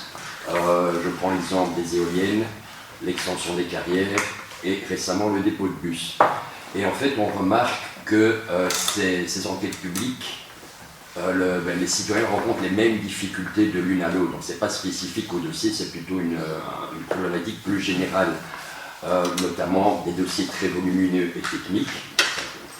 Ouais, surtout une structuration peu claire, des documents parfois difficiles à exploiter, donc des PDF qui sont des PDF images, et donc on ne sait pas faire de copier-coller des recherches dans le document et tout ça. Et alors, régulièrement se posent aussi des interrogations sur la qualité ou l'objectivité de certaines études. J'entendais il y a quelque temps un ministre qui pensait raccourcir les délais de toutes ces procédures, et il mettait souvent en cause toutes ces contestations citoyennes, et voyait régulièrement, peut-être même pointer le mot NIMBY. Et en fait, quand on remarque qu'est-ce qui freine surtout les procédures, c'est qu'elles sont régulièrement, certes, attaquées par les citoyens au Conseil d'État, mais le Conseil d'État souvent donne raison parce que ces enquêtes, ou en tout cas les études d'incidence, sont souvent bâclées. J'avais pris 3 exemples. Pour les éoliennes, ils écoutent voir ce qu'ils doivent faire, ils écoutent voir s'il y a des chauves-souris, et puis ils écoutent la même bande et ils disent « Ah, il n'y a pas de hibou, donc il n'y a pas de problème avec les hiboux ». Scientifiquement, ça ne tient pas. Je veux dire, L'extension des carrières, légitimement, nous avons des opinions différentes sur ce qui se passerait s'il y a ou pas route de remplacement. Une étude d'incidence doit inclure l'option zéro projet. Ce n'était pas le cas. Pour le dépôt de bus, c'était un peu comme si la chaussée, le chemin de la chaussée, on l'utilisait que dans un sens, et pas pour l'étude de mobilité n'a pas été faite sur une grande partie. Et bon, quand les citoyens ou leurs représentants s'adressent vers la commune nous dit oui, mais enfin c'est un bureau d'études agréé, mon bon monsieur, on ne sait rien faire. Et donc clairement, on a assez vite compris que la commune en tant que telle était prise dans tout un contexte administratif et sur lequel elle-même avait très peu prise. Et c'est pourquoi on s'est dit on va attaquer un niveau supérieur, et c'est pour ça qu'on vous propose cette motion aujourd'hui, pour justement éviter toute une série de travers qui finalement pénalisent aussi bien les citoyens, compliquent le travail de l'administration et voire mettent en péril la sécurité juridique. Même le demandeur finalement, il doit reposer, on le voit pour la carrière, donc le dossier semble avoir été refusé, ils doivent tout recommencer. On ne sait pas pourquoi, mais est-ce que c'est parce que l'étude a été mal menée ou... Bon, ça, nous, on n'a pas les infos. Et donc, voilà un peu l'objectif de cette motion, qui est clairement pour avoir des procédures plus transparentes, plus solides et à terme plus efficaces pour tous. Je vous remercie. Merci. Monsieur Legas.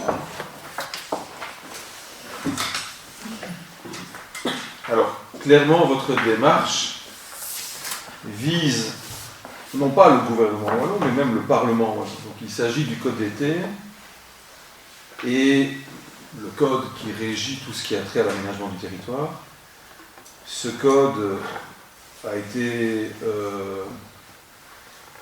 les derniers travaux parlementaires qui ont modifié ce code datent d'avant 24, c'est entre 19 et 24 de mémoire. Et les travaux ont été particulièrement longs. De nombreux acteurs externes ont été sollicités. Et finalement, le législateur, après des mois de tergiversation et de débats, parfois sempiternels et nocturnes, a tranché. Différents acteurs, je n'ai pas tout suivi parce que ce n'était pas ma commission à l'époque, sont venus plaider, tantôt une chose, tantôt son contraire, tantôt aider les entrepreneurs, tantôt permettre une évolution industrielle, tantôt préserver, toutes sortes de lobbies, mais de lobbies dans le sens positif du terme, ont été sollicités, audités, auditionnés par le législateur pour faire évoluer ce code, en ce compris les administrations régionales décentralisées et centralisées jusqu'à certaines communes, en ce compris l'Union des villes et communes, pour savoir finalement, au-delà du législateur et de ce qui était prescrit par le Code d'été, la manière dont il allait être administré, si je puis dire. Donc ici, ce que vous nous proposez, en somme, c'est de refaire législateur wallon et de modifier tout ou partie du code, et en tout cas, d'adapter et de modifier les procédures administratives liées au code. Clairement, on est tout à fait en dehors du spectre communal. Je ne dis pas que ça n'a pas un intérêt pour les citoyens, c'est pas ça que je dis, que les choses soient claires. Mais nous ne sommes pas législateurs wallons. Que ce soit le Quatup avant ou le Code d'été aujourd'hui, je peux vous dire que s'il y a bien un objet, il y en a d'autres, ce n'est pas le seul, mais s'il y a bien un objet qui a fait débat, partisan et moins partisan, avec des considérations tantôt économiques, tantôt environnementales évidemment, s'il y a bien un objet qui a fait débat, en ce compris avec l'administration par rapport à son traitement, c'est celui-là. Et donc, puisqu'on est à ce point en dehors du spectre communal et que ce sujet est particulièrement sensible et touchy, je pense, non seulement nous pensons, mais en plus nous sommes déterminés à faire retirer ce point de l'ordre du jour, parce que très sincèrement, je pense que ça n'a pas, c'est pas que ça n'a pas d'intérêt, mais ça ne percolera vraiment pas. Il faudrait vraiment que 262 communes se mettent à l'unisson sur la procédure idéale à trouver pour traiter un dossier, pour qu'éventuellement le législateur wallon revoie tout ou partie du code et des procédures qui vont avec. Autant vous dire qu'on est encore bien plus au-delà de la problématique provinciale qu'on évoquait tout à l'heure. Et ça vaut pour le point suivant aussi, même si ce n'est pas le même objet, nous sommes d'avis que la motion en question est vraiment hors sphère et hors spectre communal. Monsieur Mayer. Bon, je me permets de ne pas partager votre avis. Vous nous faites une réponse qui est effectivement très technique, pour ne pas dire technocratique.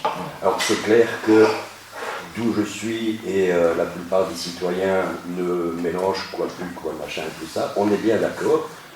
Notre demande, c'est tout simplement, non, peut-être de faire changer la loi, mais ça c'est pas à nous de décider s'il faut changer la loi, les codes et tout ça. Il y a un message que la population veut faire remonter, et je ne comprends pas pourquoi il faut attendre que les 261 communes parlent à l'unisson pour que le message puisse remonter. Est-ce qu'ils seront entendus ou pas? Moi je ne préjuge de rien. Il y a eu des changements de majorité, il y a des changements d'objectifs, il y a eu des changements, je ne sais pas, mais notre demande est vraiment de faire remonter auprès des décideurs actuels une problématique, un vécu citoyen qui est récurrent lors de chaque enquête publique. C'est, on n'y comprend rien, on ne sait pas utiliser ces documents, les enquêtes sont clairement orientées, c'est un vécu de citoyen. Et notre demande est que cette voix citoyenne soit entendue, pas forcément obéie, mais entendue à un autre niveau de pouvoir. Et certes, ce n'est pas à la commune de changer les lois régionales, mais c'est bien pour ça qu'on utilise une motion, pour faire remonter un avis de terrain à un autre niveau de pouvoir que la commune. Monsieur Légas. Je vais lire votre propre document. Donc, de transmettre au gouvernement wallon, au ministre en charge, au président des assemblées parlementaires, au chef de groupe parlementaire, aux parlementaires de la circonscription. Donc s'il y a bien... Quand on veut faire changer un règlement communal, on s'adresse au conseiller communal. Quand on veut faire changer une législation régionale, on s'adresse au législateur régional, mais pas par le biais du conseil communal. Vous vous trompez vraiment de process. Et on ne veut pas faire changer la loi. Bien sûr que si. On veut qu'elle soit appliquée telle qu'annoncée. Relisez-vous et puis on en discutera. Mais nous partageons effectivement un désaccord. Ce n'est pas une compétence communale. Une motion n'est pas... Non, mais d'ailleurs, ça va devenir sans doute une jurisprudence et elle va évoluer dans notre commune parce que finalement, on peut faire des motions à l'Europe, on peut faire des motions par paquet de 5 à tous les conseils. Quand je dis par paquet de 5, je suis en dessous de la réalité. Il y a assez de problèmes géopolitiques mondiaux et de conflits armés pour faire des motions par paquet de 5 ou par paquet de 10 au conseil communal. Moi, je propose qu'on se préoccupe non pas de la bande de Gaza, non pas d'autres conflits armés, qu'on ne se préoccupe pas du code d'été parce que ce n'est pas notre sphère, qu'on se préoccupe du quotidien, dans notre sphère de compétences, du quotidien des Rebecquois et des Rebecquoises. Et donc la jurisprudence, je propose qu'elle évolue, nous proposons qu'elle évolue, et qu'on s'abstienne de faire des motions aux autres, qu'on se fasse des motions à nous-mêmes, et qu'on les mette en œuvre et qu'on fasse évoluer nos règlements, ce sur quoi on a pris et levier. Merci, monsieur Mayer. Je ne vois pas de quel droit vous octroyez le fait de faire jurisprudence, d'être jugé parti. Ça c'est peut-être un autre débat. Je pense que ça concerne clairement, notre intervention concerne clairement le quotidien des Rebecquois, en ce du fait que ce soit la carrière, que ce soit les isolés, sont des problématiques qui ont des impacts. Et je répète, l'intention n'est pas de faire changer une loi ou pas, c'est de faire remonter, et pour nous, c'est ça le rôle du... Enfin, ou alors j'ai encore pas compris à quoi servait une motion, parce que se faire une motion à soi-même, je ne vois pas trop à quoi ça sert au sein d'un conseil communal. Mais pour moi, une motion, c'est justement d'interpeller, de faire remonter le vécu de terrain à un niveau de pouvoir supérieur. Voilà. Monsieur Légas. Nous proposons le retrait du point pour les raisons explicitées. Je ne vais pas vous redire ce que je vous ai déjà dit, mais manifestement, nous partageons un désaccord. Si vous voulez ajouter un point qui concerne les Rebecquois pour lequel vous avez compétence et attribution et levier, vous ajoutez un point au conseil communal, vous proposez une décision au conseil communal qui est de sa compétence. Nous proposons de retirer le point. Juste un mot, je ne suis pas juge et partie. Je ne suis pas juge et partie. En parlant de jurisprudence. Non, je ne me permets pas de dire que je suis juge et partie, je ne suis pas législateur wallon. Non, je l'étais précédemment. Je parle de la jurisprudence locale. Donc vous Je parlez... ne suis pas juge et partie. On vous propose de faire évoluer la jurisprudence et la majorité de ce conseil se prononcera, et ça c'est la démocratie. Bon, on peut peut-être aborder le deuxième simultanément ou un par un. Étant donné que le dernier point est aussi une mention du conseil communal, est-ce que vous voulez l'aborder maintenant? Non. Donc on propose donc le vote pour le retrait du point qui vient d'être évoqué. Monsieur Le Guest. Oui. Madame Ventulel. Oui. Monsieur Demol. Oui. Monsieur Enoreix. Oui. Madame Foucault. Oui. Madame Mancini. Oui. Monsieur Denimal. Oui. Monsieur Zégues. Oui. Madame Bombois. Oui. Madame Titt. Oui. Madame Van Kerkhoven. Non. Madame Ramedenag. Non. Madame Demaret. Non. Monsieur Valtener. Non. Monsieur Mayer. Non. Madame Béliard. Non. Madame Foucault. Oui. Le point suivant, point inscrit à la demande d'un membre du Conseil, M. Étienne Mayer, motion du Conseil communal de Rebec relative au projet de loi fédérale concernant les visites domiciliaires. Monsieur Mayer. Mais donc pour rebondir sur ce que vous disiez, on ne va pas, nous, à Rebec, s'occuper de tout ce qui se passe dans le monde. Je me permets de rappeler à votre bon souvenir deux choses. Que la motion que je vous propose, enfin, que nous vous proposons aujourd'hui, a été, dans une version différente, adoptée précédemment à Rebec, et qu'il y a eu d'ailleurs aussi une motion pour condamner l'invasion en Ukraine de par la Russie. Donc, je pense que là, en termes de jurisprudence, on est dans le bon. Alors, pourquoi est-ce qu'on a envie d'aborder ceci? Je répète une fois de plus, ce n'est pas une motion politique visant un parti ou un autre. C'est vraiment par rapport à une réelle inquiétude en termes d'état de droit pour les Rebecquois aussi. En effet, à Rebec, on a pu remarquer, peut-être, je parle un peu vite de tradition, de bienveillance et de solidarité. Il y a quand même eu pas mal de citoyens qui ont accueilli en leur temps des réfugiés syriens, ukrainiens. Il y a eu des mouvements de solidarité envers les impliqués dans les inondations à Liège. Et en fait, ici, nous nous retrouvons face à une proposition de loi qui concerne très clairement aussi les Rebecquois, je le répète, qui vise à autoriser les visites domiciliaires dans un cadre très large. Je vais être très court parce que je crains que vous avez déjà annoncé la couleur. En gros, ce que le ministre propose, si vous êtes suspecté de meurtre, la police peut venir chez vous perquisitionner en dehors des heures, pas la nuit. Donc entre 11h et 6h, si j'ai bon souvenir, peu importe. Donc là, on parle clairement d'une suspicion d'infraction pénale. Et puis ici, on nous annonce qu'on pourrait venir n'importe quelle heure du jour et de la nuit pour une infraction administrative qui serait l'accueil d'une personne. Une personne n'est pas illégale, mais en situation non régulière, notamment en termes de demande d'asile et de réfugiés. Notre cher ministre c'est une loi qui suit son parcours. Et il y a bien sûr eu de nombreuses associations et un peu plus qu'une association qu'on appelle quand même le Conseil d'État a retoqué cette proposition et la ministre s'est targuée de dire qu'elle n'en avait rien à cirer et qu'elle ne suivrait pas cet avis. Donc ce ne sont pas des enjeux purement théoriques.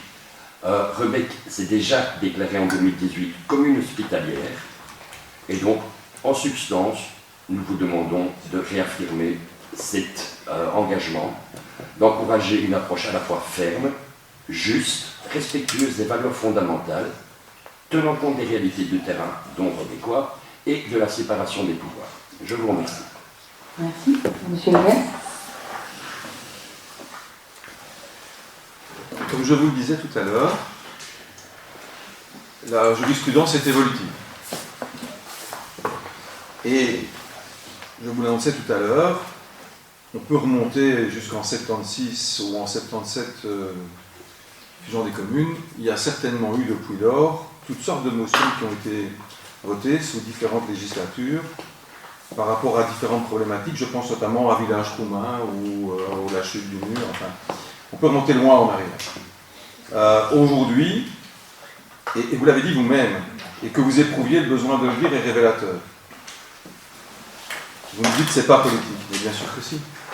Bien sûr que si, c'est politique.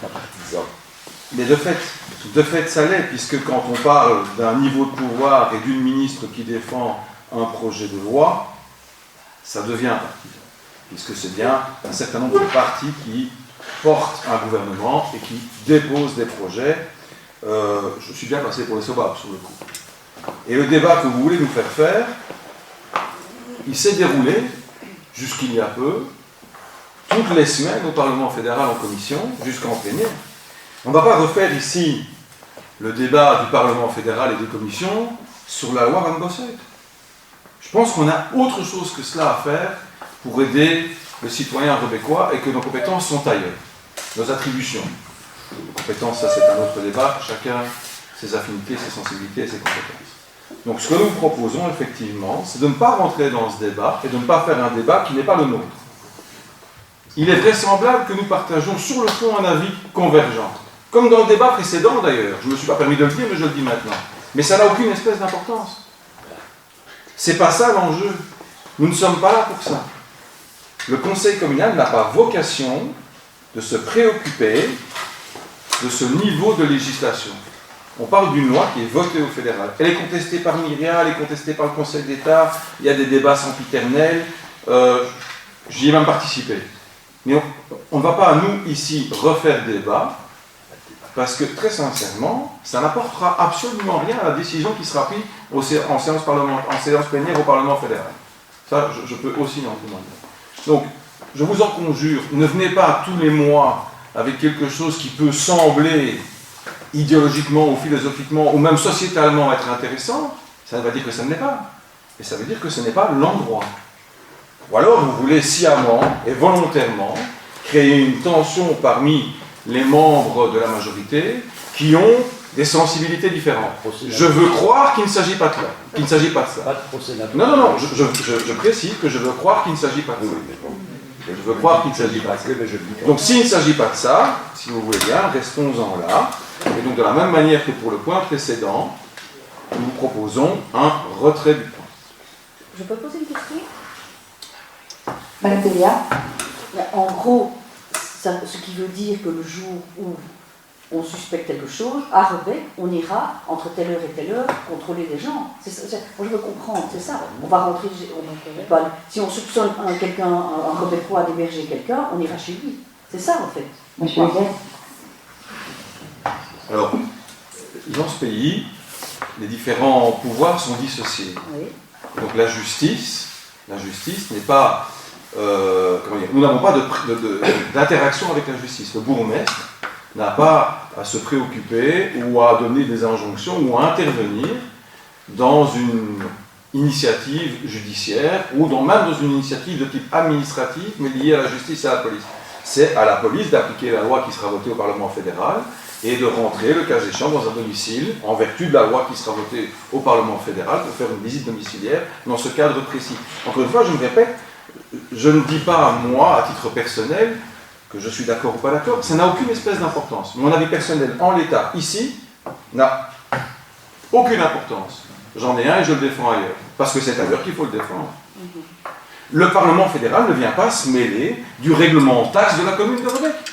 Un parlementaire fédéral, qu'il habite en Flandre ou ailleurs, ne vient pas se mêler ici du règlement taxe. Ne faisons pas l'inverse. Et commune hospitalière, nous sommes depuis 2018, et nous le restons, ça n'a rien à voir. Il ne faut pas tout mélanger. Merci, monsieur Mayer. Donc, pour conclure, moi je me rappelle, je ne sais plus si c'était cette campagne électorale-ci ou la précédente, mais bon, j'avais entendu qu'il était vraiment important et que c'était un atout pour une commune d'avoir des municipalistes à deux niveaux de pouvoir. Moi je pense qu'ici, on considère surtout que Rebecque est un îlot coupé du reste de la réalité de la Belgique. Il y a des interactions. Nous n'avons pas à prendre les décisions à la place du gouvernement, très clairement. Excusez-moi. Donc nous n'avons clairement pas à prendre de décision à la place du gouvernement. Nous avons je pense qu'il est légitime d'avoir un avis et de le faire remonter, ce que vous refusez. Merci. Monsieur Le Gaz. Celui ou celle qui est élu à une élection, fût-elle régionale, provinciale, fédérale ou européenne, est désigné par ses concitoyens pour porter leur voix. Lui. En l'occurrence, sorry, et ce n'est pas la prétention de ma part, mais moi, effectivement, dans une autre fonction, c'est mon rôle. Mais mon rôle n'est pas de relayer votre opinion, ou l'opinion que le conseil communal m'a demandé de relayer. Ce n'est pas ça mon rôle. C'est celui que les électeurs m'ont confié en 2024, en juin. Merci. Monsieur Valkenès. Oui, juste, sauf erreur de ma part, il me semble que d'autres communes en Belgique ont voté une telle motion. Je pense à la ville de Bruxelles, par exemple. Donc, l'explication me paraît un peu courte sur l'implication des compétences. Ici, bien sûr qu'il y a une orientation idéologique forcément c'est un débat politique, mais je pense que c'est un débat politique au sens noble, pas dans une logique de guerre partisane pour se positionner. Je veux dire, à un moment donné, il y a des événements, peu importe les partis, qui peuvent laisser des traces dans l'histoire et que parfois on regrette de ne pas avoir combattu ou en tout cas exprimé certaines positions. Et là, il y a quand même des faisceaux convergents de grandes institutions censées garantir les droits fondamentaux humains qui se sont exprimés. On est quand même dans un enjeu qui, à mon sens, dépasse strictement les calculs politiques ou électoralistes. Donc, j'en conviens, c'est pas une question facile. Est-ce l'endroit? Moi, je suis convaincu que oui, parce qu'on a souvent eu ce débat sur c'est quoi être citoyen et faire de la politique. On est tous des citoyens. À un moment donné, on peut se poser la question de la politique par attrait ou par intérêt. Je pense que la citoyenneté, elle se dissocie là-dedans. Et je pense que cette question que le groupe d'Étienne met sur la table est quand même quelque chose qui mériterait, je dis pas forcément ce soir, mais qui mériterait qu'on en parle de manière dans un débat, voilà. Mais sans vouloir faire des calculs ou créer des dissensions, je veux dire, et je pense que même au sein d'un parti, il y a des dissensions, donc c'est même pas une question de famille politique, mais il faut reconnaître que la tendance aujourd'hui, ça va pas trop loin globalement, et ça je pense qu'on doit pouvoir en discuter, y compris au niveau local, parce qu'effectivement le jour où ça devrait arriver, prenons un exemple caricatural d'une ice police, je pense qu'on se mobiliserait ici à Rebec, et donc je pense que vous seriez même du combat, en tout cas je l'espère, donc voilà, et c'est aussi parfois un travail d'anticipation. Merci. Monsieur Le Gaz. De la noblesse de la chose publique ou de la chose politique, vous ne me convaincrez pas, je le suis depuis de trop nombreuses années, me dira mon fils. Mon père avait essayé de m'en dissuader. Donc de la noblesse de la démarche politique, très sincèrement, vous ne donnerez pas de leçon à ce sujet. De mon point de vue sur le sujet, soyez convaincus, et vous n'avez qu'à suivre les travaux parlementaires, vous comprendrez. Il n'y a aucun doute sur le sujet par rapport à mon point de vue et ce que moi je vais faire. Dans le cas qui nous occupe, au risque de me répéter, cela n'a strictement rien à voir avec nos débats, nos attributions, nos compétences. Que d'autres communes fassent des motions nous importe peu, et je le dis vraiment à l'aise. Une commune n'est pas l'autre, une constitution de majorité n'est pas l'autre, et que vous le vouliez ou pas, la notion de parti existe, et ça n'a rien de scandaleux, c'est très noble. Alors, nous avons une minorité ici, ou une opposition, je ne sais plus comment vous appelez pour ne pas vous faire des plaisirs, qui est composée de gens qui ne sont pas filiés ou partisans ou adhérents à un mouvement politique national, fût-il d'extrême gauche ou d'extrême droite. Nous ne sommes ni en Bulgarie, ni en Hongrie, ni en France demain à l'occasion des présidentielles. Nous sommes en Belgique et singulièrement à Rebec. Je vous propose de s'occuper de ce qui nous concerne et ce dont on doit s'occuper, de par les compétences qu'ils ont allouées au titre de conseiller communal. Une motion, ce n'est pas une décision sur laquelle on a un levier et une décision qu'on prend pour nous-mêmes, c'est une décision qu'on demande à un autre de prendre. Moi, ce que je vous propose, ce que nous vous proposons aujourd'hui, c'est d'arrêter de faire ça. Si vous voulez faire passer des messages à des mandataires politiques qui siègent à d'autres niveaux de pouvoir, jusqu'à l'Europe, adressez-vous à eux. C'est leur rôle. Vous pouvez être candidat, effectivement, comme dit M. Demol à l'Europe. Merci. Donc, on propose donc ici de voter le retrait du point 25. Monsieur Degas. Oui. Madame Bentonelli. Oui. Monsieur Demol. Oui. Monsieur Enobey. Oui. Madame Fulco. Oui. Madame Mancini. Oui. Monsieur Deniman. Oui. Monsieur Zelief. Oui. Madame Bourgois. Oui. Madame Thiem. Oui. Madame Van Kerkhoven. Madame Van Oudenarde. Non. Madame Demaret. Non. Monsieur Balconier. Non. Monsieur Maillot. Clairement non. Madame Delia. Non. Madame Fulco. Oui. Merci. On peut passer donc maintenant à la question d'actualité qui concerne l'abandon de la plateforme Better Street et qui va être posée par M. Mayer. Bien. Nous avons pu remarquer qu'entre-temps, une série de questions que nous avions envoyées préalablement à propos de Better Street ont trouvé une réponse publique. Nous permettrons donc de retirer une partie de ces questions, mais en maintenant d'autres, un changement d'outil est aussi une opportunité.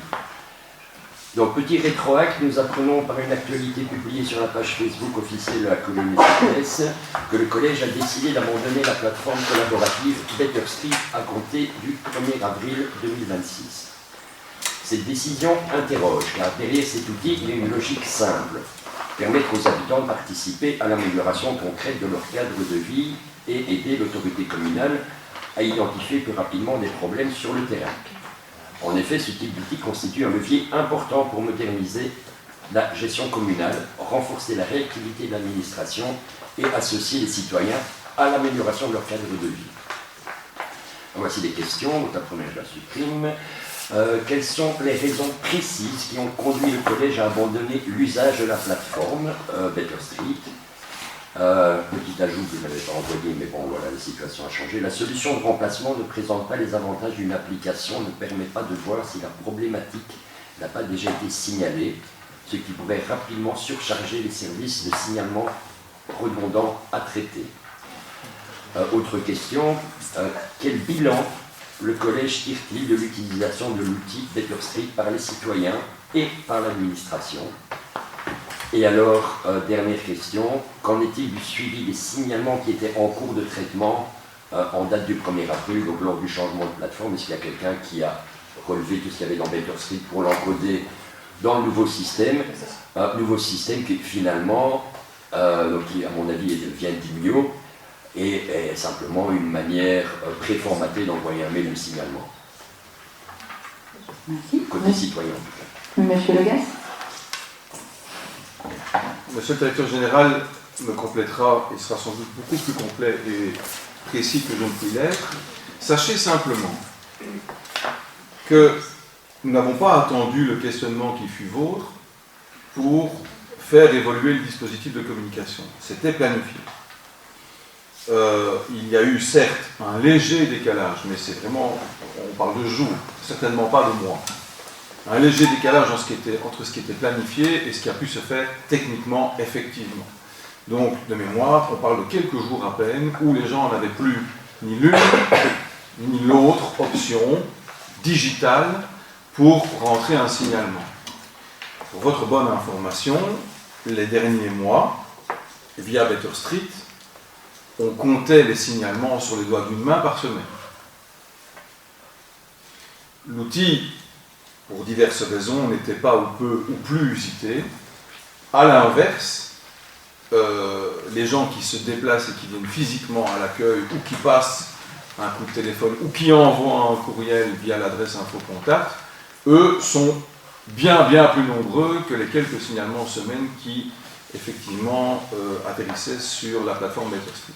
Better Street est un outil qui nous avait été suggéré et proposé en son temps par la province, et la province prenait en charge d'ailleurs financièrement l'outil, jusqu'il y a peu. Ceci explique partiellement cela.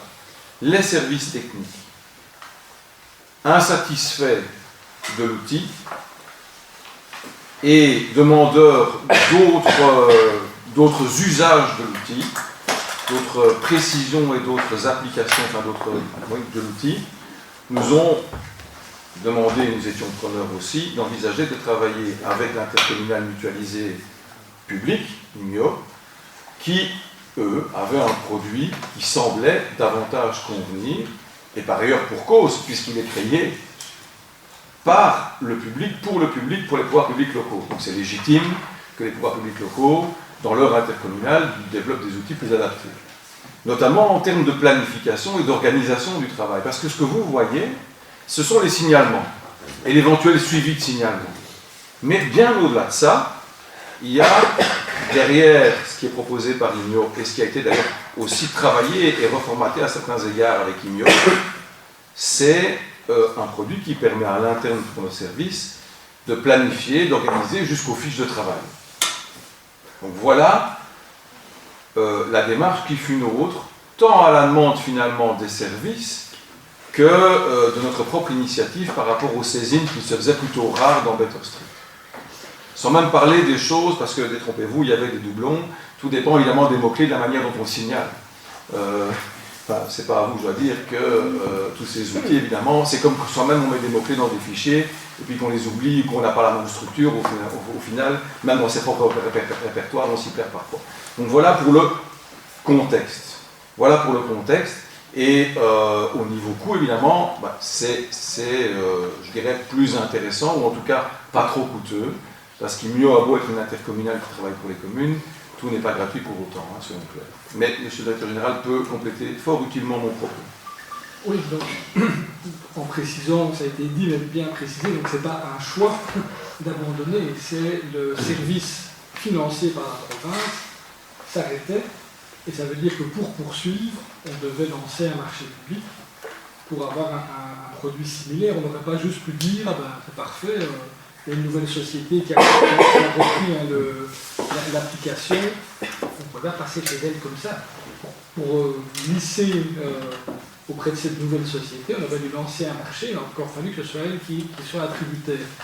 Problème que nous n'avons pas avec IMIO, qui est une intercommunale pure, et donc elle offre ses services comme si on faisait remplir ses services par les services communaux. Donc quand on s'adresse à IMIO, des conditions générales, on ne doit pas mettre en concurrence. On s'adresse à eux, on met en œuvre des services. C'est un fameux avantage subsidiaire, c'est qu'on n'est pas censé relancer une mise en concurrence tous les 4 ans, contrairement à ce qu'on fait pour les autres marchés publics. Donc, d'une manière générale, on a dit qu'il y a moyen d'être dans une intercommunale pure et de bénéficier de ces services, déjà on y va. Et donc, les services ont bénéficié des services de Better Street. Vous avez vu l'aspect citoyen. En interne, ça servait déjà à faire des bons de travail pour nos équipes. Ici, ils ont pris un logiciel beaucoup plus général de gestion des services techniques qui gère les bons et qui a un aspect en lien avec le citoyen qui est le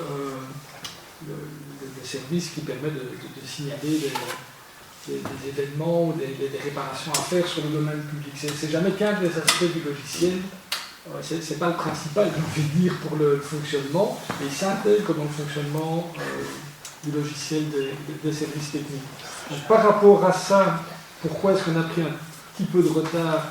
Déjà parce qu'avant de se lancer chez IMIO, même si c'est cette préférence dont je vous parle, il y a quand même d'autres opérateurs qui proposent aussi des services de gestion des services techniques, et notamment une autre grande firme informatique qui travaille avec pratiquement toutes les communes, mais qui, elle, n'est pas une intercommunalité. Donc on a quand même pris la peine de comparer, ça a déjà pris un certain temps, puis le choix s'est porté sur le logiciel d'IMIO, déjà pour sa qualité intrinsèque, y compris pour les avantages dont je viens de parler. On a pris un petit peu de retard pour une très bonne raison, c'est qu'un des membres de l'équipe technique qui est quand même bien chargé en termes de travail, a attendu un heureux événement qui se programme certes un petit peu, mais pas non plus. Voilà.